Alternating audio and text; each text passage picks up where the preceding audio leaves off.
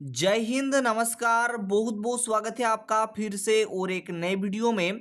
देखिए स्टूडेंट्स, अगर आप जो है bank of Baroda office assistant entrance exam की तैयारी कर रहे हैं तो इस वीडियो को कंप्लीट देखिएगा। इस वीडियो के माध्यम से मैं आज आप लोगों को रीजनिंग का और जीएस का सबसे ज़्यादा इंपॉर्टेंट क्वेश्चंस बताने वाला हूं, जो आपके एग्जाम के पॉइंट ऑफ व्यू से काफ़ी ज़्यादा इंपॉर्टेंट है।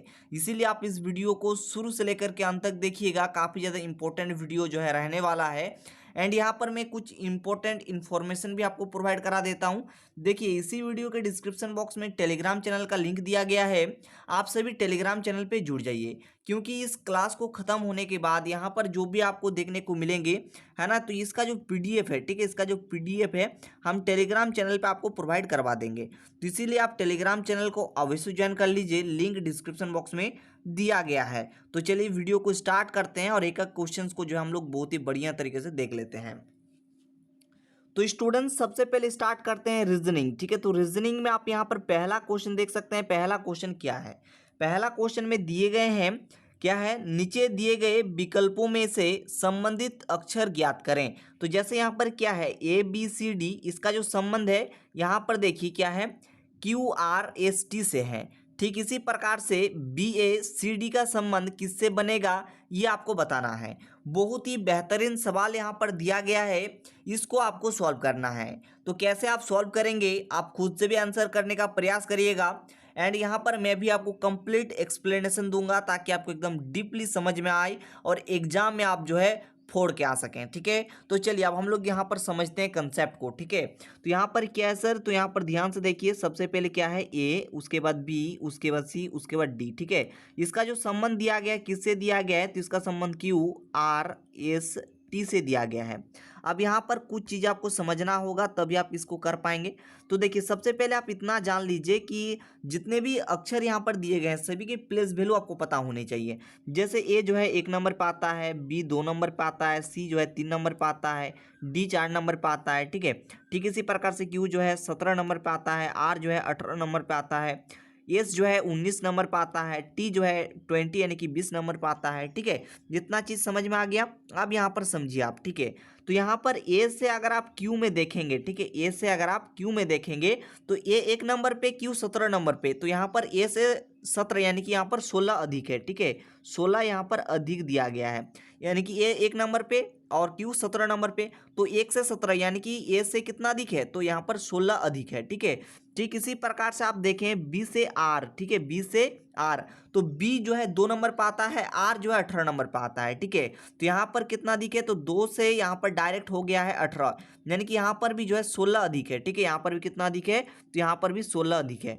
और सी देखिए 3 नंबर पे आता है। ठीक है, सी 3 नंबर पे आता है, एस जो है 19 नंबर पे आता है, तो 3 यहाँ पर, 3 से डायरेक्ट यहाँ पर 19। ठीक है, तो यहाँ पर कितना अधिक है, तो यहाँ पर भी 16 अधिक है। ठीक है, यहाँ पर भी कितना अधिक है, तो यहाँ पर भी 16 अधिक है। ठीक है स्टूडेंट्स, आप समझ सकते हैं। और यहाँ पर देखिए, अगर हम बात करें ओ जो है, सॉरी, डी जो है 4 नंबर पर आता है। ठीक है, यहाँ पर डी जो है, ध्यान से समझिएगा, इंपॉर्टेंट कंसेप्ट आपको हम देने जा रहे हैं। देखिए, डी जो है ना 4 नंबर पर आता है। ठीक है, 4 से यहाँ पर डायरेक्ट कितना है, 20 यानी कि 20। ठीक है, तो 4 से 20 यानी कि यहाँ पर भी 16 अधिक है, क्योंकि आप देख लीजिए 16 में 4 जोड़िए तब जाकर के यहाँ पर 20 होगा, यानी कि यहाँ पर भी कितना अधिक है, तो यहाँ पर भी 16 अधिक है। डी से यानी कि 4 से 20 यानी कि यहाँ पर 16 अधिक है। क्लियर है? इतना तक आपको कंसेप्ट मालूम चल गया। आप देखिए, आप आराम से इस क्वेश्चन को बना सकते हैं, कोई दिक्कत वाली बात नहीं होनी चाहिए। तो सभी में जो है 16 16 क्या हो रहे हैं, अधिक हो रहे हैं। ठीक है, तो यहाँ पर आप इसी कंसेप्ट को देखते हुए करेंगे। यहाँ पर क्या आपको निकालना है, बी ए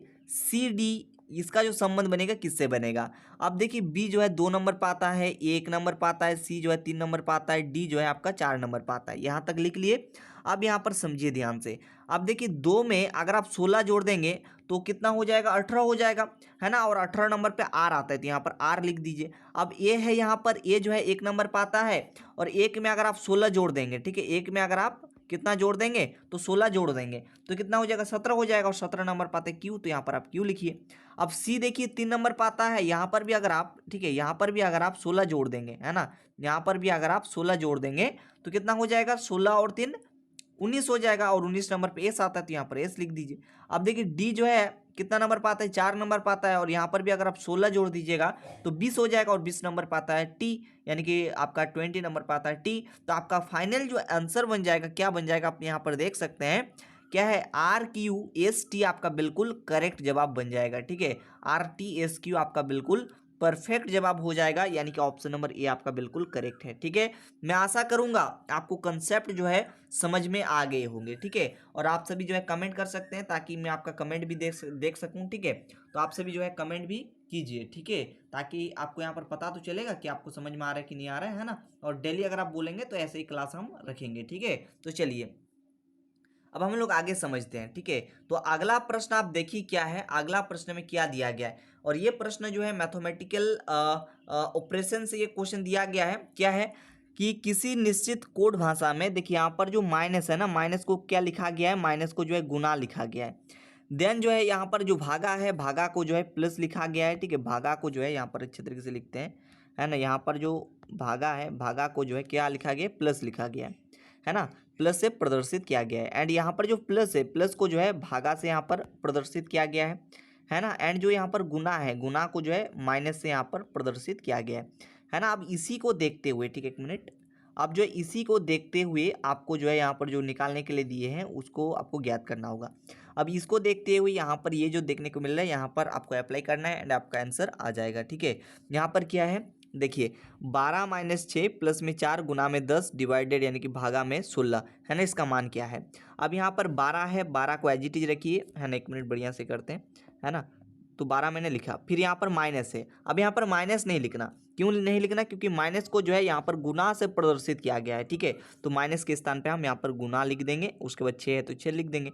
फिर उसके बाद यहाँ पर प्लस है। ठीक है, अब यहाँ पर प्लस की जगह पे क्या लिखना है, देखिए प्लस की जगह पे आपको भागा लिखना है। ठीक है, यानी कि यहाँ पर देखिए देखिए प्लस को जो है भागा से यहाँ पर प्रदर्शित किया गया है, नहीं तो यहाँ पर क्या करेंगे, डिवाइडेड बाई क्या हो जाएगा, 4। ठीक है, फिर यहाँ पर देखिए गुना है, अब आपको गुना की जगह पे माइनस का इस्तेमाल करना है। ठीक है, तो यहाँ पर माइनस में 10 लिख देंगे। फिर यहाँ पर देखिए भागा है, अब भागा की जगह पे आपको प्लस का इस्तेमाल करना है। ठीक है, आप यहाँ पर देखिए भागा को जो है प्लस से प्रदर्शित किया गया है। ठीक है, तो यहाँ पर प्लस में क्या लिख देंगे, 16 लिख देंगे। अब इसका मान देख लीजिए क्या आता है। अब यहाँ पर सबसे पहले भाग किया जाता है, जैसे आप लोग बॉड मास का नियम पढ़े होंगे, है ना। तो यहाँ पर 12 एज इट इज, फिर गुना।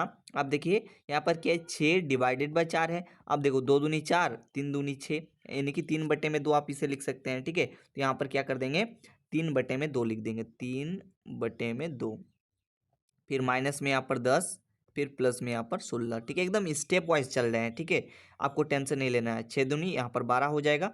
अब 3 को 6 से गुना कीजिए तो 3 6 18 हो जाएगा। फिर माइनस का 10 प्लस का यहाँ पर 16। ठीक है, अब 18 और 16 कितना होता है आप देखिए, है ना। एक मिनट, 18 और 16 कितना होता है आप कमेंट करके बताइए, है ना। 18 और 16 कितना होता है, और माइनस में आपको 10 कर लेना है। ठीक है, माइनस में क्या करना है, 10 कर लेना है। 18 प्लस में 16 तो आपका यहाँ पर 34 हो जाएगा।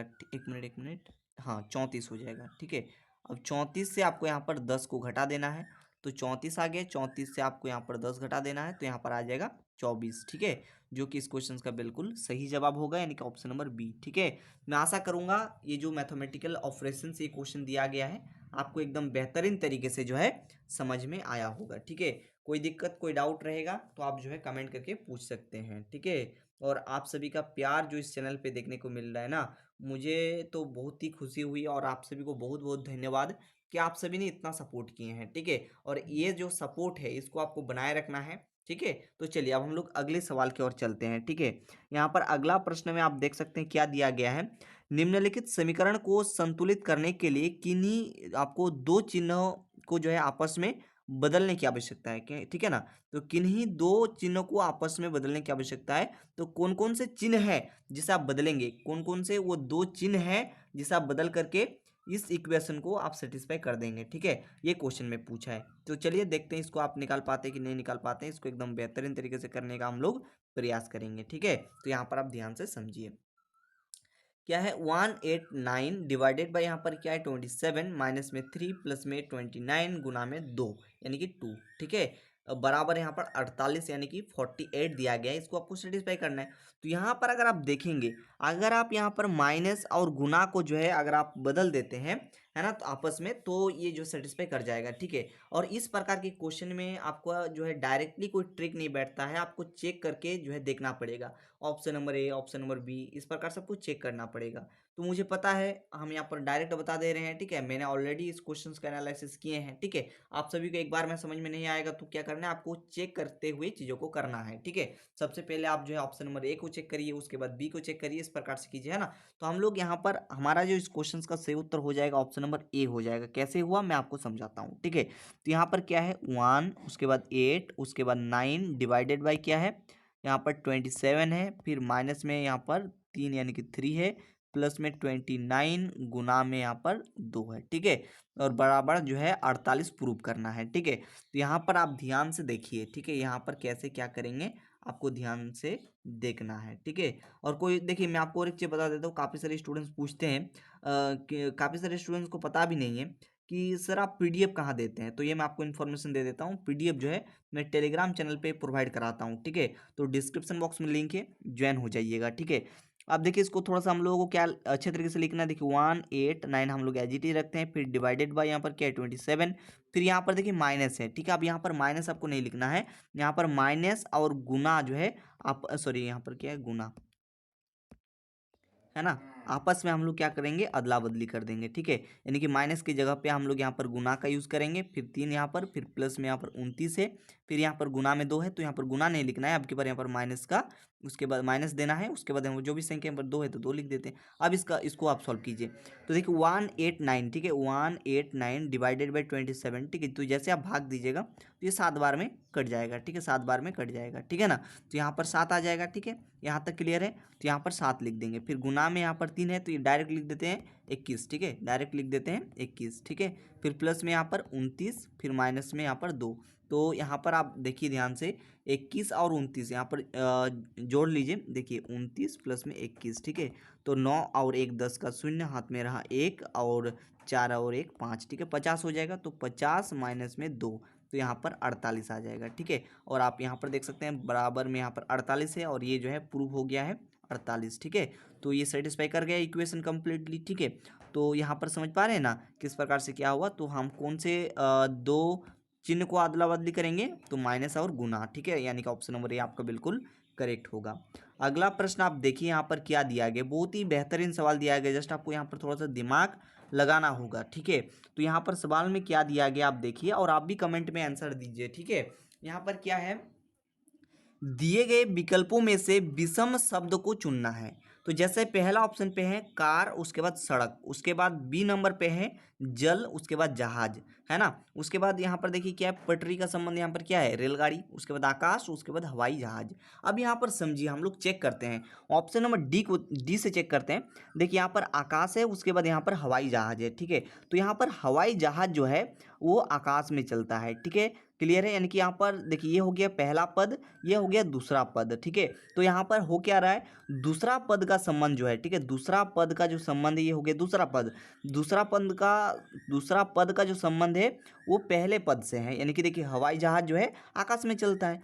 अब देखिए सी को चेक करेंगे तो सी में देखिए रेलगाड़ी का संबंध पटरी से है ना। अब यहाँ पर आप क्या है, देखिए दूसरा पद हो गया रेलगाड़ी, ठीक है, उसके बाद पहला पद हो गया पटरी, ठीक है। तो यहाँ पर आप समझिए, यहाँ पर रेलगाड़ी जो है पटरी में चलता है तो दूसरा पद का संबंध पहले पद से है, ठीक है। तो ये रेलगाड़ी जो है पटरी में चलता है। ठीक इसी प्रकार से जल जहाज दिया गया है तो जल आपका पहला पद और जहाज आपका दूसरा पद। अब देखिए यहाँ पर भी दूसरा पद का संबंध पहले पद से होगा क्योंकि देखिए जहाज जो है जल में चलता है, ठीक है। तो ये हो गया। अब ऑप्शन नंबर एक अगर आप देखेंगे तो ये आपको जो है कुछ अलग ही नजर आएगा। यहाँ पर देखिए कार का संबंध सड़क से है, ठीक है। तो ये हो गया पहला पद, ये हो गया दूसरा पद। अब यहाँ पर हो क्या रहा है, पहला पद का संबंध दूसरे पद से है, यानी कि कार जो है सड़क में चलता है, ठीक है। तो ये अलग हो गया सबसे, ठीक है ना। तो यानी कि ऑप्शन नंबर ए आपका बिल्कुल करेक्ट होगा। जस्ट आपको थोड़ा सा समझना की जो तरीका है उसको बदलना पड़ेगा, ठीक है। उसको उस पर थोड़ा सा दिमाग पे जो है थोड़ा सा जोर देना पड़ेगा। अगला क्वेश्चन पे आइए। अगला सवाल आप यहाँ पर देखिए क्या है, ये कोडिंग डिकोडिंग का सवाल है। देखिए यहाँ पर क्या है, किसी निश्चित कोड में जो आपका सेंड है, ठीक है, इसको UCPF लिखा जाता है। उसी कोड भाषा में जो है स्टोन को क्या लिखा जाएगा, ठीक है। तो यहाँ पर क्या है SAND सैंड, ठीक है, इसको क्या लिखा गया है, इसको लिखा गया है UCPF, ठीक है, ये लिखा गया है। अब इससे पहले कंसेप्ट आपको समझना पड़ेगा। कौन सी कंसेप्ट सर? तो देखिए, ए से लेकर के जेड तक सभी के प्लेस वैल्यू आपको याद रहने चाहिए, तभी आप सवाल को एकदम अच्छे तरीके से बना पाएंगे, ठीक है ना। तो एक बार कमेंट करके बताइए यहाँ तक समझ में आया। चलिए अब यहाँ पर आपको हम डिटेल्ड वे में समझाते हैं, ठीक है। अब यहाँ पर देखिए एस की बात करेंगे। एस जो है 19 नंबर पर आता है, ये जो है 1 नंबर पर आता है, एन जो है 14 नंबर पर आता है, डी जो है 4 नंबर पर आता है, यू जो है 21 नंबर पर आता है, सी जो है 3 नंबर पर आता है, पी जो है आपका कितना नंबर पर आता है? 16 नंबर पर आता है। 1 मिनट, 16 नंबर पर आता है। एफ जो है 6 नंबर पर आता है, ठीक है ना। यहाँ तक क्लियर है। अब देखिए 19 से यहाँ पर 21 हुआ है, ठीक है। तो 19 से 21 यानी कि 20 21 यानी कि यहाँ पर दो अधिक यानी कि दो जोड़ा गया है, ठीक है। तो यहाँ पर एस से यू यानी कि यहाँ पर दो अधिक है। ए से सी, ए जो है 1 नंबर पे, सी 3 नंबर पे, यानी कि यहाँ पर दो, उसके बाद 3, यानी कि यहाँ पर भी दो अधिक है, ठीक है। उसके बाद देखिए एन से आपका पी, एन 14 नंबर पे, पी 16 नंबर पे, यहाँ पर भी दो अधिक है, ठीक है। उसके बाद देखिए डी से एफ, डी 4 नंबर पे, एफ 6 नंबर पे, तो डी 4 नंबर पे, एफ 6 नंबर पे, यहाँ पर भी क्या है? दो अधिक है। तो इस सीरीज में देखेंगे तो यहाँ पर सभी में क्या हो रहा है? दो दो अधिक हो रहे हैं। तो बस इसी कंसेप्ट का यूज करते हुए स्टोन का हम निकाल लेंगे। तो यहाँ तक समझ में आ गया, इसको मिटा रहे हैं, ठीक है। तो आप सभी नोट कर लिए होंगे। अब यहाँ से जो है बहुत ही बढ़िया तरीके से स्टोन STONE, ठीक है, इसका निकालते हैं, ठीक है। इसका कोड क्या होगा, है ना। तो यहाँ पर देखिए एस जो है 19 नंबर पर आता है, टी जो है 20 नंबर पर आता है, ओ जो है कितना नंबर पर आता है? 15 नंबर पर आता है, एन जो है 14 नंबर पर आता है, ई जो है 5 नंबर पर आता है। अब एस में जो है दो जोड़ना है। 19 में दो जोड़िएगा तो क्या होगा? 20 21, 21 नंबर पे यू आता है, तो यहाँ पर यू लिख दीजिए, है ना। अब देखिए यहाँ पर टी 20 नंबर पर आता है ना।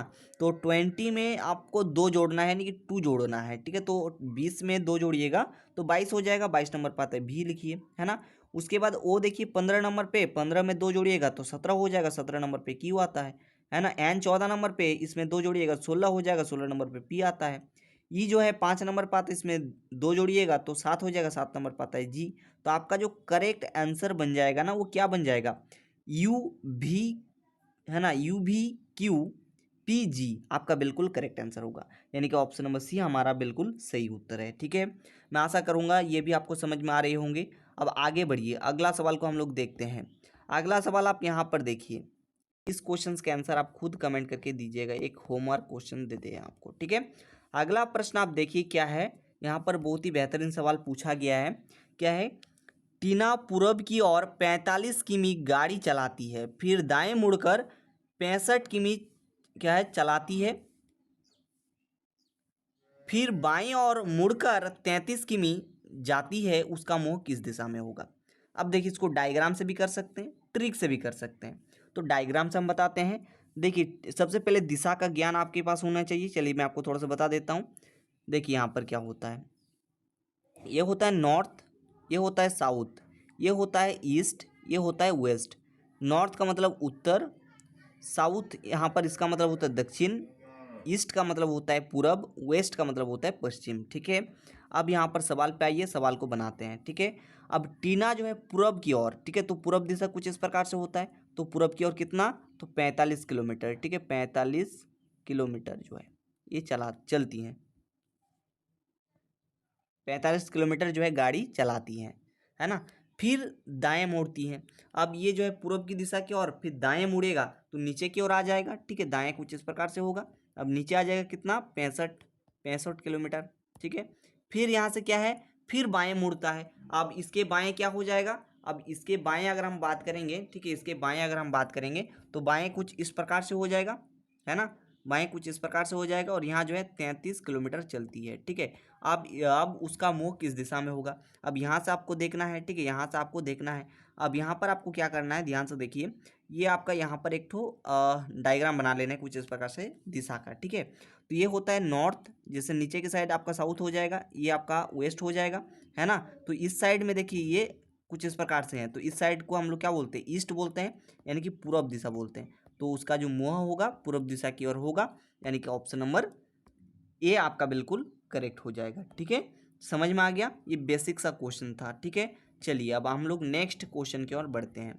अगला सवाल यहाँ पर नंबर सीरीज से यहाँ पर सवाल दिया गया है।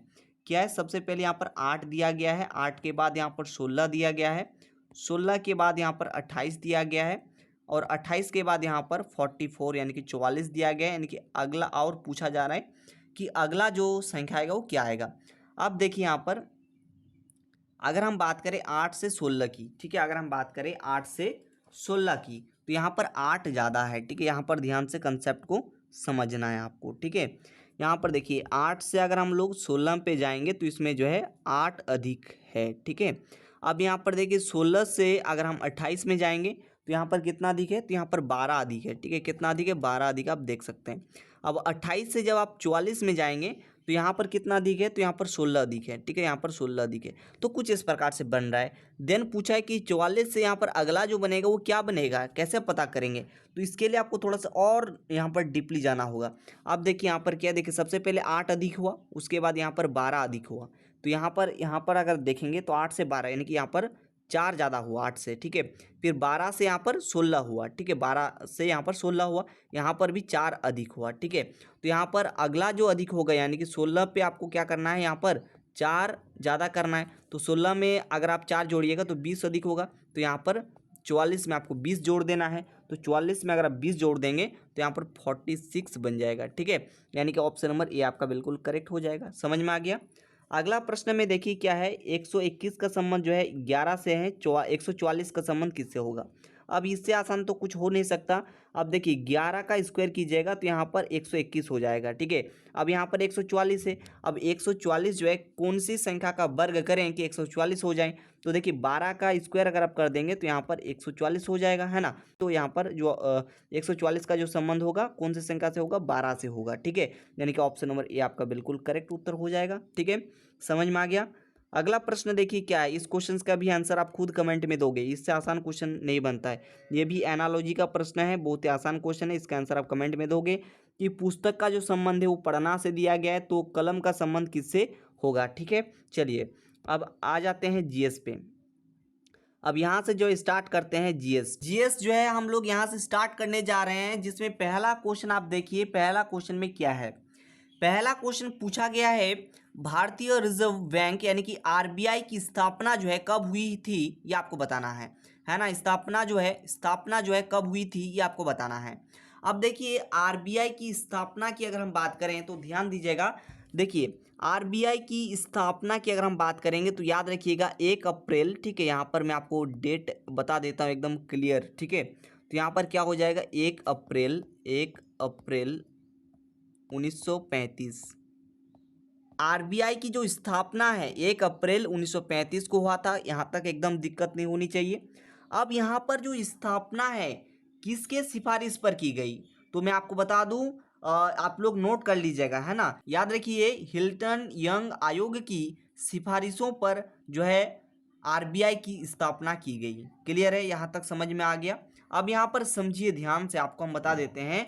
देखिए आरबीआई के अनुसार अगर हम बात करें, आरबीआई की स्थापना की तो भारतीय रिजर्व बैंक अधिनियम 1934 के प्रावधानों के अनुसार हुआ था। इस बात को आपको ख्याल रखना है। अब बात करें आरबीआई का मुख्यालय कहाँ है, तो देखिए आरबीआई का जो मुख्यालय पहले हुआ करता था जो कि था कोलकाता, ठीक है। लेकिन आप याद रखिएगा 1937 ईस्वी में जो है कोलकाता से जो है मुंबई शिफ्ट कर दिया गया, ठीक है। इसको कहाँ शिफ्ट कर दी गई, तो मुंबई में इसको शिफ्ट कर दिया गया, ठीक है। मुंबई में जो है इसको शिफ्ट कर दिया गया, है ना। अब भारतीय रिजर्व बैंक की जो मुख्यालय है कहाँ है, अभी जो है वर्तमान में मुंबई में है, ठीक है। अब बात करें भारतीय रिजर्व बैंक के गवर्नर कौन है, तो हम आपको बता देते हैं श्री शक्तिकांत दास है, ठीक है। इस बात को भी आपको क्या करना है, ख्याल रखना है।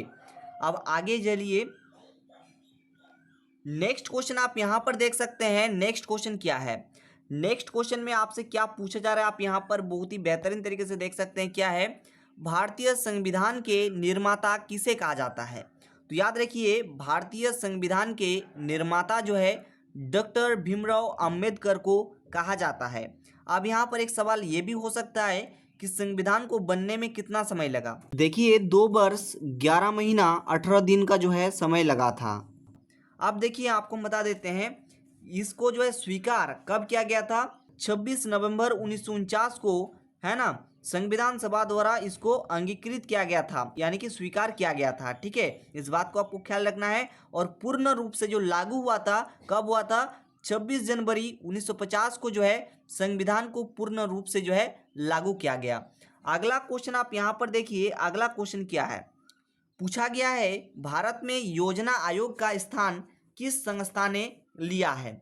भारत में योजना आयोग का जो स्थान है किसने लिया है? नीति आयोग ने लिया है। 1 जनवरी 2015 को जो है 1 जनवरी 2015 को योजना आयोग के स्थान पर, है ना, योजना आयोग के स्थान पर जो है नीति आयोग को जो है स्थापित किया गया था। देखिए स्टूडेंट्स, नेक्स्ट क्वेश्चन क्या है? नेक्स्ट क्वेश्चन में पूछा गया है भारत का पहला परमाणु ऊर्जा संयंत्र कहाँ स्थित है? मैं आपकी जानकारी के लिए बता देता हूँ, भारत का पहला परमाणु ऊर्जा संयंत्र जो है 1969 ईस्वी में जो है 1969 ईस्वी में महाराष्ट्र में जो है स्थापित किया गया था। अब महाराष्ट्र में कौन से जगह पे? तो तारापुर नामक जगह पे जो है भारत का पहला परमाणु ऊर्जा संयंत्र स्थित है, यानी कि ऑप्शन नंबर बी तारापुर आपका बिल्कुल करेक्ट उत्तर होगा, है ना। अगला प्रश्न देखिए, अगला प्रश्न में क्या है? नेक्स्ट क्वेश्चन में है भारत में बैंकों को नियंत्रित करने वाली सर्वोच्च संस्था कौन सी है? तो भारतीय रिजर्व बैंक, यानी कि आरबीआई, यानी कि ऑप्शन नंबर डी आपका बिल्कुल करेक्ट जवाब होगा। अगला प्रश्न आप देखिए, अगला क्वेश्चन में क्या है? बचत खाता पर बैंक आमतौर पर क्या देता है? ठीक है, देखिए बचत खाता यानी कि सेविंग अकाउंट पर आमतौर पर जो है इंटरेस्ट रेट प्रदान करते हैं, जिससे क्या होती है, जिससे जमा की गई राशि पर लाभ होता है। इसके अलावा वे कई प्रकार की सुविधाएं भी देती हैं, जैसे कि एटीएम कार्ड, है ना, चेकबुक, ऑनलाइन बैंकिंग सुविधाएं, ये सब चीज़ें। ठीक है, यानी कि यहाँ पर बात करें बचत खाता की, तो इसमें बैंक जो है आमतौर पर इंटरेस्ट प्रोवाइड करता है, यानी कि ऑप्शन नंबर ए आपका बिल्कुल सही जवाब होगा, है ना। अगला प्रश्न आप देखिए, अगला क्वेश्चन में यहाँ पर क्या है? पूछा गया है आरटीजीएस का पूर्ण रूप क्या है? यानी कि आरटीजीएस का पूर्ण रूप यानी कि फुल फॉर्म आपको बताना है। तो आपकी जानकारी के लिए बता दें, आरटीजीएस का जो फुल फॉर्म होता है, जो कि होता है रियल टाइम ग्रॉस सेटलमेंट, यानी कि ऑप्शन नंबर ए आपका बिल्कुल सही जवाब हो जाएगा। अगला प्रश्न आप देखिए, अगला क्वेश्चन में क्या है? भारत में प्रधानमंत्री जनधन योजना, है ना, प्रधानमंत्री जनधन योजना की शुरुआत किस वर्ष हुई थी, ये आपको बताना है। तो देखिए भारत में अगर हम बात करेंगे प्रधानमंत्री जनधन योजना की, तो इसकी जो शुरुआत है 2014 में इसका शुरुआत किया गया, यानी कि ऑप्शन नंबर बी आपका बिल्कुल सही जवाब होगा। तो डियर स्टूडेंट्स, मैं आशा करूंगा ये वीडियो आपको पसंद आया होगा। ऐसे वीडियोज देखने के लिए आप चैनल को सब्सक्राइब जरूर कर लें। और मैं सोच रहा हूँ आप तमाम स्टूडेंट्स के लिए जितने भी सब्जेक्ट आपको पढ़ने हैं, सभी सब्जेक्ट को मिला करके एक जो है ताबड़तोड़ वीडियो बनाई जाए। तो आपका राय क्या है कमेंट सेक्शन पे बताइएगा। और आप सभी का सपोर्ट का बहुत ही ज़्यादा ज़रूरत है, तो आप सभी सपोर्ट जरूर से जरूर कीजिएगा। तो मिलते हैं किसी नेक्स्ट वीडियो में, तब तक के लिए थैंक यू, जय हिंद, वंदे मातरम, जय हिंद।